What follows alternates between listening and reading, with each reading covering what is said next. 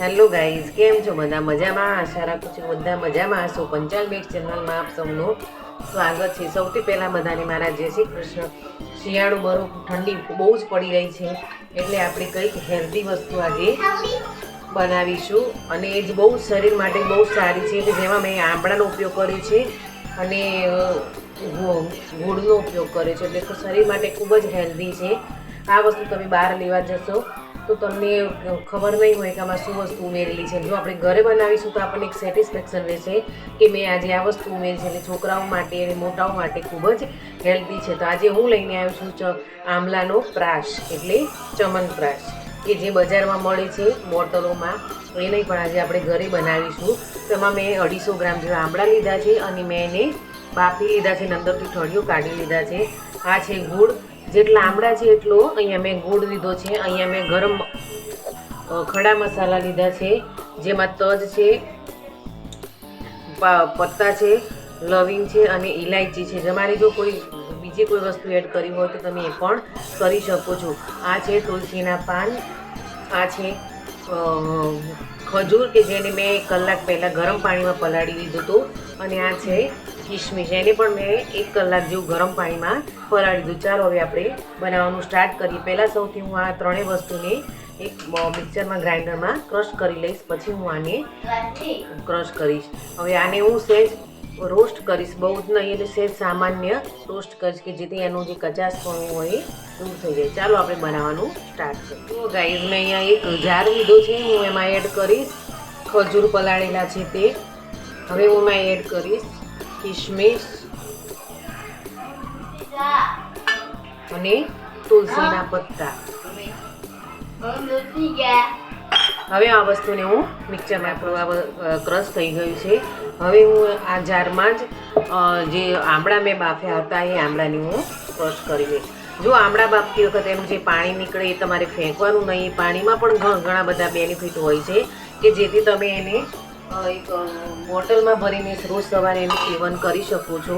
એટલે તમે એ પાણીને ફેંકતા નહીં અને એને બોટલમાં સંગ્રહ કરીને રાખજો. રોજ સવારે તમે એનું સેવન કરશો તો તમને એની જે અંદરના જે તત્વો છે તો તમને મળી જશે. ચાલો હવે આપણે આને ક્રશ કરી લઈએ. મેં ક્રશ કરી લીધું છે. જે પાણી હતું એ એમાં થોડું થોડું મેં એડ કરી દીધું છે, એટલે કે એના બેનિફિટ અંદર જ રહે છે. હવે આપણે એની આગળની પ્રોસેસ કરી લઈએ.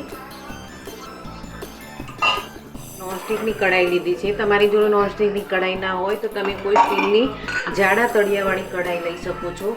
અને અહીંયા મેં એડ કર્યું છે બે ચમચી જેવું ઘી.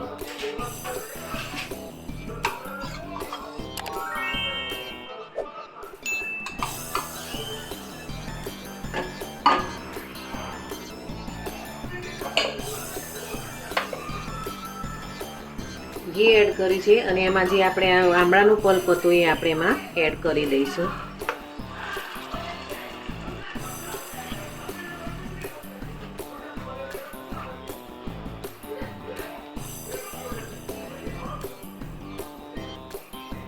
એકદમ ઈઝી છે, તમે પણ ઘરે બનાવજો ચોક્કસ.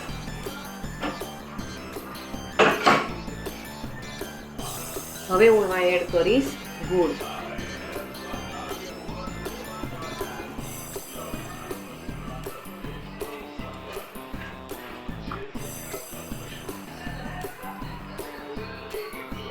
અત્યારે શિયાળામાં આમળાનું ખૂબ જ સેવન, જેટલું ખાય એટલું તમે સેવન કરો તો તમારા શરીર માટે બહુ સારું છે.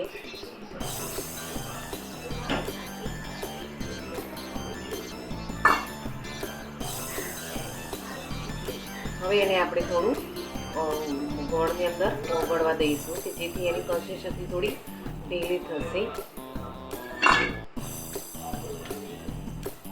આમળા આપણા હેર માટે અને સ્કિન માટે બહુ સરસ છે. તમે પણ ચોક્કસથી આમળાનું સેવન કરજો. આ રીતે નહીં તો કોઈ બીજી રીતે પણ તમે એને કરી શકો છો, કે એનો મોરબ્બો બનાવીને કરી શકો છો, એનો જ્યુસ બનાવીને કોઈ ફ્રૂટ્સ અંદર એડ કરીને પણ તમે એનું સેવન કરી શકો છો. અત્યારે શિયાળામાં એ બહુ જ સારી વસ્તુ છે. આને આપણે થોડી વારે હલાવતા રહીશું.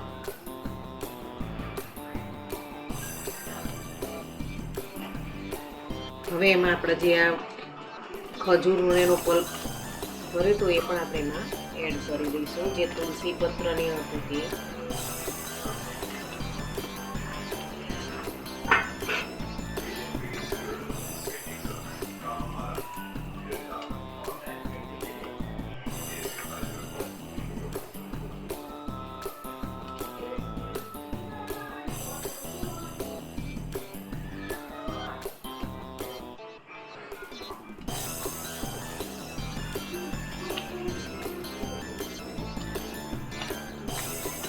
હવે જ્યાં સુધી આ એકદમ થીક ન થઈ જાય ત્યાં સુધી આપણે એને હલાવતા રહીશું. અને લગભગ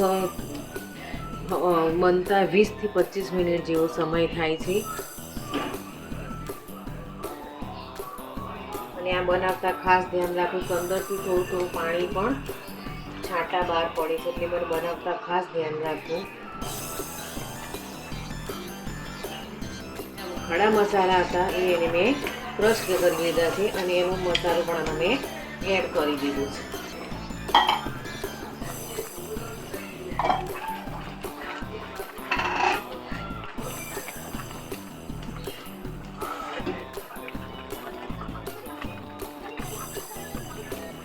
જોઈ શકો છો ગાઈસ કે આપણે જેવી કન્સિસ્ટન્સી જોઈએ છે તે રીતની બરોબર સેટ થઈ ગઈ છે.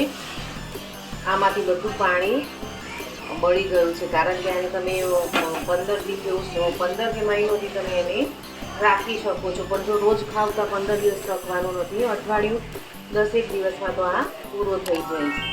જોઈ શકો છો આપણો ચ્યવનપ્રાશ બિલકુલ તૈયાર થઈ ગયો છે.